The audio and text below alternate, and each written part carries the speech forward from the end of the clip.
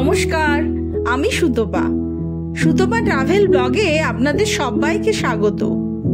আজ রবিবার সকালে ঘুম থেকে উঠেই মনে হলো কোথাও একটা ঘুরতে যেতেই হবে। যেমনি ভাবা ব্যাস বেরিয়ে পড়লাম ঘর ছেড়ে। বাবা ছেলে দুজনেই গাড়ি চালানোর দায়িত্ব নিতে চেয়েছিল, কিন্তু এদের ধৈর্যের ওপর আমার ভরসা নেই। তাই কার্তিককে বাড়ি থেকে তুলে নিয়ে এখন চলেছি সমুদ্র পাড়ের দিকে। তবে ব্রেকফাস্টের জন্য কোলাঘাট ছাড়িয়ে এসে দাঁড়ালাম নন্দকুমারে, কারণ ছেলের ইচ্ছে মেদিনীপুর স্টাইলেই সকালের খাবার খাওয়ার, মুড়ি ঘুগনি আর সঙ্গে চপ। দাও দাও দাও দাও, যা যেমন দাও এখানে সেরকমই দাও।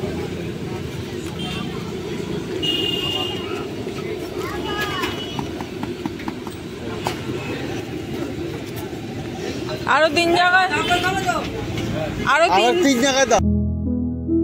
বাড়ি থেকে পূর্ব মেদিনীপুরের এই নন্দকুমারের দূরত্ব 138 কিলোমিটার মতো।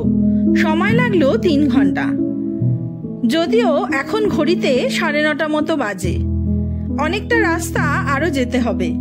চলুন তাহলে আর দেরি না করে এগোনোই যাক। তবে পথ চলতে চলতে রাস্তার ধারে এত ডাবের দোকান দেখে আবারও ডাব বিরতি নিলাম।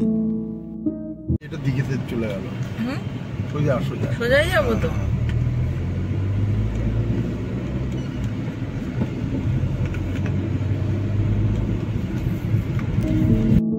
আপাতত এখন কাঠি মোড় থেকে ডান দিকে না গিয়ে আমরা টার্ন নিলাম বাঁ দিকে।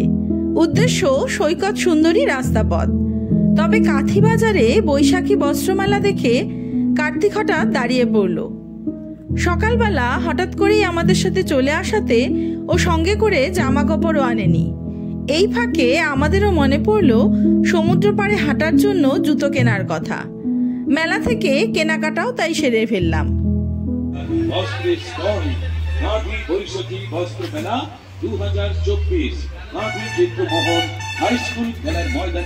মেলা চলছে 8ই মে থেকে 45 দিন ব্যাপী মেলা।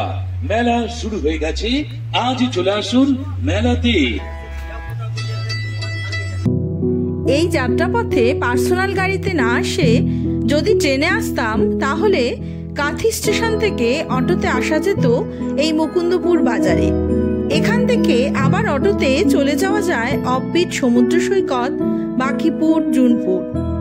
কাথি থেকে এই রাস্তাটি সোজা চলে গেছে দীঘা। তবে এই রাস্তাটি শুরু থেকে শেষ পর্যন্ত পথটি ভারী সুন্দর। কিছুটা পথ চলতে না চলতেই বাদিকে দূরে দেখা মিলবে সমুদ্রের, আর ডান দিকে দু চোখ জোড়ানো সবুজ প্রকৃতি। আর এই পথেই রয়েছে বেশ কয়েকটি টুরিস্ট স্পটও। এমনি ফ্ল্যাট জায়গা নেই, এরকম উঁচু হয়ে যেতে হবে।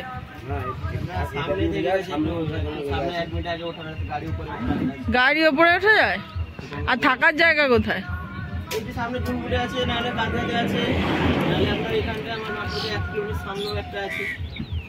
এইখানে কোথাও হোটেল নেই?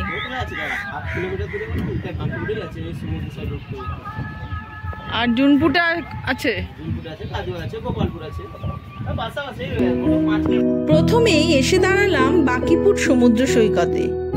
রাস্তার ধারে ঢাল বেয়ে ওপরে উঠতে থাকলাম সমুদ্রকে দেখার জন্য। নির্জন নিরিবিলি এই সমুদ্র সৈকতকে নিজের মতো করে উপভোগ করা যায়। পর্যটকদের ভিড় নেই বলে এই সমুদ্র সৈকত এখনো তার নিজস্বত্ব হারায়নি। বাকিপুর সমুদ্র সৈকতকে কুমারী সমুদ্র সৈকতও বলা হয়। এখান দিয়েই সিঁড়ি নামার জায়গা।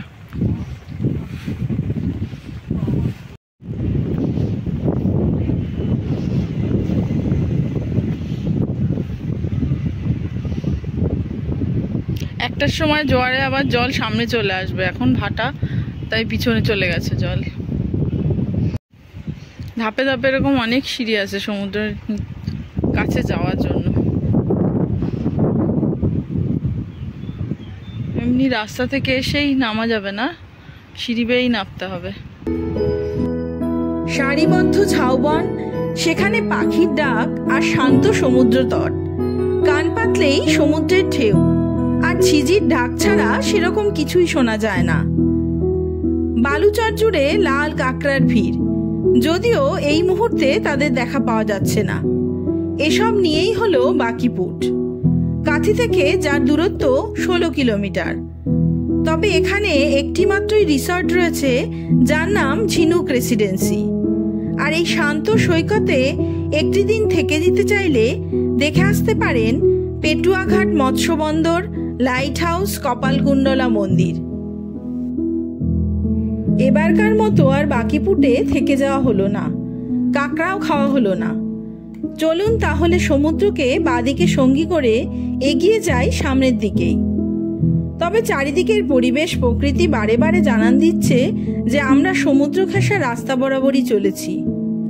হঠাৎই গ্রামের পথে মানুষজনদের আনন্দ উচ্ছ্বাস দেখে থেমে গেলাম।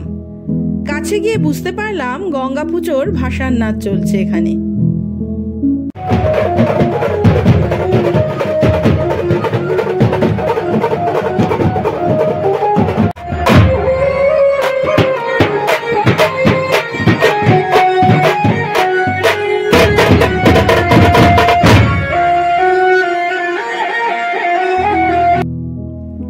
তবে যে কোনো জায়গার যে কোনো পথেই চলতে চলতে থেমে গিয়ে সেখানকার মানুষজনের আচার অনুষ্ঠান সংস্কৃতি দেখতে ভীষণই ভালো লাগে। একই বাংলার কত রকম রূপ, যা ভারী অবাক করে আমাদেরকেও। এই যেমন এখানে রয়েছে প্রচুর মাছের ভেড়ি, যেখানে সমুদ্রের নোনা জলে চাষ হয় বিভিন্ন রকমের মাছ। আবারও গাড়ি থেকে নেমে পড়লাম মাছের এই রপ্তানি দেখার জন্য।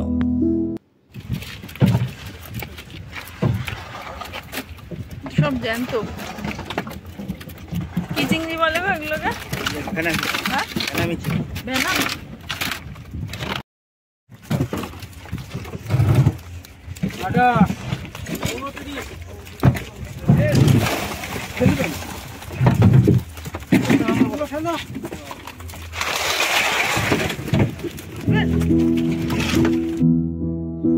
আশেপাশে সব মাছের ভেড়ি থেকে কেজি কেজি তিরিং বিরিং করে লাফানো চিংড়ি মাছ তুলে আনছে, আর ওজন করে তা ক্যারেট ক্যারেট বোঝাই হয়ে চলে যাচ্ছে বিক্রির জন্য। হয়তোবা আমার পাড়ার মাছের বাজারে কিছুদিন পরে এদের সাথে আবার দেখা পাবো। জ্যান্ত চিংড়ি মাছেদের লাফাতে দেখে ঘুরতে বেড়ানোর আনন্দটা যেন আরো বেড়ে গেল। শৌলা বীজ, তাই তো এটা সব থেকে বড় বীজ, এটা মনে হয় একটা বাজে। এখন দীঘা পুরুষোত্তমপুর দেখেছো? মন্দারমণি সামনে। শৌলা বীজ দিয়ে সোজা আমরা যেতে পারলাম না, ওই রাস্তাটা কাজ হচ্ছে। আগের বারও এইখান দিয়ে গেছে, আমি সব গেলাম না। রোড ট্রিপের ক্ষেত্রে শৌলা ব্রিজ হয়ে সৈকত সুন্দরী পথে জার্নি সত্যি মনে রাখার মতো। গাড়ি নিয়ে দীঘা যাবার জন্য সকলেই পছন্দ করেন এই পথ। আপাতত ব্রিজ পেরিয়ে সোজা আসতে রাস্তায় কাজ হওয়ার দরুন কিছুটা রাস্তা গ্রামের ভেতর থেকেই আসতে হলো।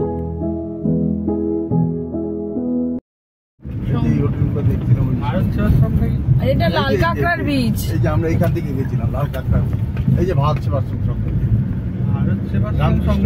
ওই যে রামকৃষ্ণ মিশন।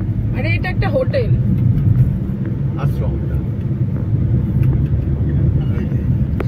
মন্দারমণি, আমি মন্দারমণি থেকে টোটো করে এসেছিলাম। আরে ও তো ধরাই যায় না, দূর গর্তের মধ্যেই থাকে। সব এদিকে সব টিন ফিন দিয়ে রোদ পড়ে গেলে তারপরে ভর্তি থাকে, আবার সকালবেলা ভর্তি থাকে। পুরো বীজটা লাল একদম। মন্দারমণির বীচে দেখ এই রাস্তা। দীঘা মেরিন ড্রাইভ রোড বা সৈকত সরণি বা সৈকত সুন্দরীর পথ প্রায় 30 কিলোমিটার মতো। তবে এই রাস্তাটি পর্যটকদের কাছে খুবই আকর্ষণীয়। এ পথে শৌলা ব্রিজ পার করলে প্রথমে পুরুষোত্তমপুর লাল কাঁকড়ার বীজ, তারপর মন্দারমণি, তাজপুর, শঙ্করপুর। প্রতিটি টুরিস্ট স্পটেই সমস্ত বছরই ভিড় লেগেই থাকে। দেখ তাজপুর দেখা যায়, ওই দেখ তাজপুর ব্রিজ ঝালদা। আগেরটা ছিল শৌলা ব্রিজ। তাজপুরের লোকের ভিড় দেখেছো?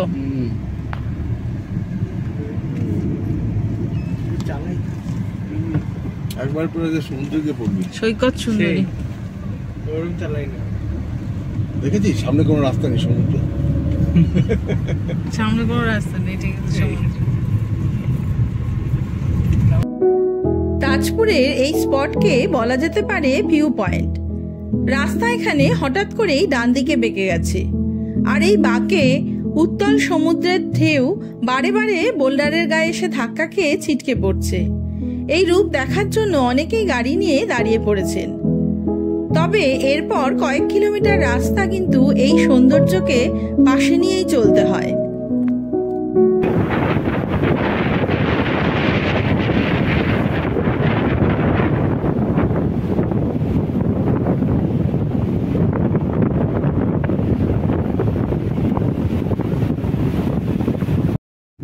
ভালো লাগবে না, পরে আবার অনেকটা রাস্তা, না না বেশি রাস্তা না বাবা, এখান থেকে 8 কিলোমিটার। বুঝতে পারছি, আমি বুঝতে পারছি। আরে কি হবে চালালে এখানে? না না পৌঁছে যাই বাবা, এখন এমনি দেরি হয়ে গেছে, চালাটা ট্রেনে। অবশেষে বাপ ছেলের অনেক বাগবিতণ্ডার পরে ছেলেই জিতে গেল। ঋতুরাজি এত সুন্দর এই পথে গাড়ি চালিয়ে নিয়ে চলছে। সমুদ্র পাড়ের এই রাস্তা সমুদ্রকে ছুঁয়ে রয়েছে, তাই এ পথে চলার আনন্দই নাকি অন্যরকম। প্রেমে পরা বারণ, কারণে অকারণ, আঙুলে আঙুল রাখলে ও হাত ধরা বারণ, প্রেমে পরা বারণ।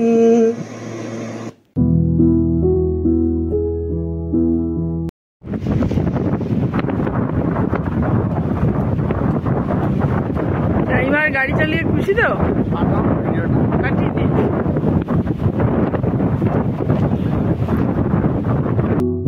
তাজপুর ছাড়িয়ে চলে আসলাম শঙ্করপুর।